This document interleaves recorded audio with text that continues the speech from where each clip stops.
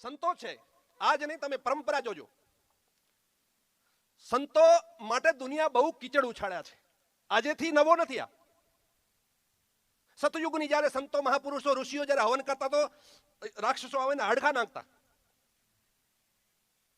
અને આજ પણ આપણા સમાજમાં એવા રાક્ષસો છે. ત્યારે પણ સંતોને કલક લગાડ્યા, આજે પણ સંતોને કલક લગાડવા માટે તૈયાર છે. આદિવાસી ક્ષેત્રો છે એને અંદર પૂજ્ય આસારામ બાપુ જો કામ કર્યો છે ને, આજ સુધી કોઈ સાધુ સમાજ કામ નથી કર્યું.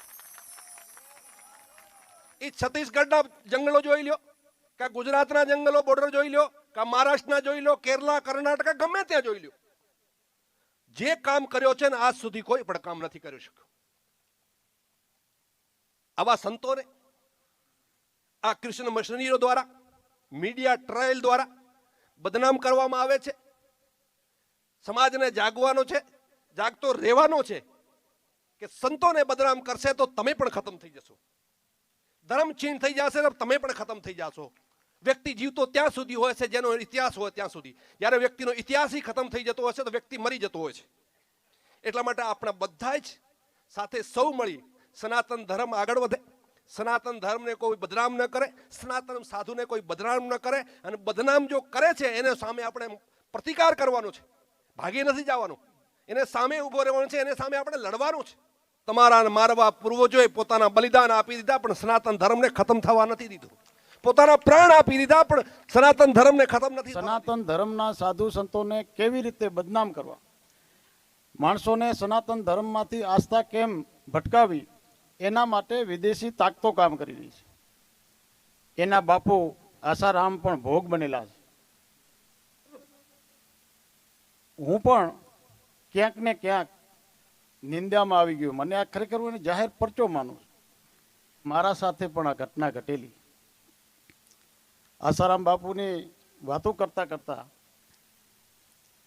અમારા PM જાડેજા ધમડકા, એને આસારામ બાપુ વિશે બહુ જ શ્રદ્ધા, પણ કહેવાનો મતલબ કે એ દિવસે મજાકમાં મેં થોડો આ બધો મીડિયામાં ચાલતો હતો એટલે નિંદા થઈ ગઈ.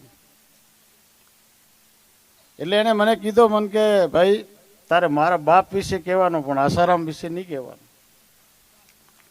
અને મને એમ થયું કે મારે ખરેખર આ મનમાં ન રાખવું જોઈએ, મારે શેર કરવો જોઈએ, અને આસારામજીના સાધકો બેઠા છે ને એના સામે મારે ભૂલ કબૂલ કરવી જોઈએ.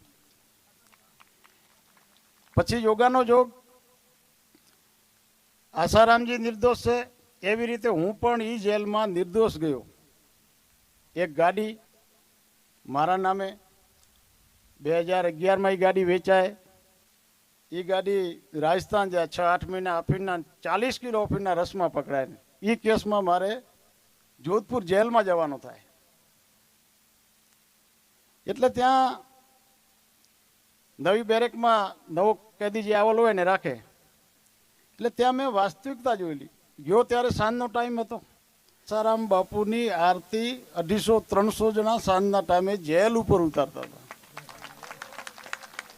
કોઈ હિમાચલ પ્રદેશથી, કોઈ કાશ્મીરથી, કોઈ MP થી, કોઈ UPથી, અલગ અલગ રાજ્યો, ગુજરાતથી, સારા ઘરના માણસો, એજ્યુકેટ માણસો, ભણેલા ગણેલા યુરોપિયન જેવા છોકરા, એ પોલીસની મારો ખાય, પોતા ઉપર કેસ કરાવે અને જેલમાં આવે. हम पूछो कि भाई क्यों आया? बोले गुरु महाराज का दर्शन करने के लिए आया हूँ. કે મને પૂજ્ય બાપુના ત્યાં દર્શન થયા, અને એનાથી વધારે મારી માતાજી કુળદેવીના સમખાઈને કહું છું. પહેલા દિવસે હું ગયો મને બાપુ એમ કે મેરા ગુજરાતી હે, બત નાખે મને, અને મને એમ કે રાજસ્થાન પોલીસ ખોટો કરશે, તારા પાસે પૈસા ન હોય તો હું તારો વકીલ રાખું. એના બીજા ત્રીજા દિવસે ફોન અંદર જેલમાં ચાલુ થયો. પરવીણસિંહનો મને ફોન આવે. મેં કીધું ભાઈ હું બાપુને મળી આવ્યો. મને કે મળી આવ્યો ને, તું બોલતો ને એની તને સજા મળી છે, હવે પાછો કાલ પગે પડી આવજે, તારા જામીન થઈ જશે. 1 મહિનો પછીથી મારા જામીન થાય.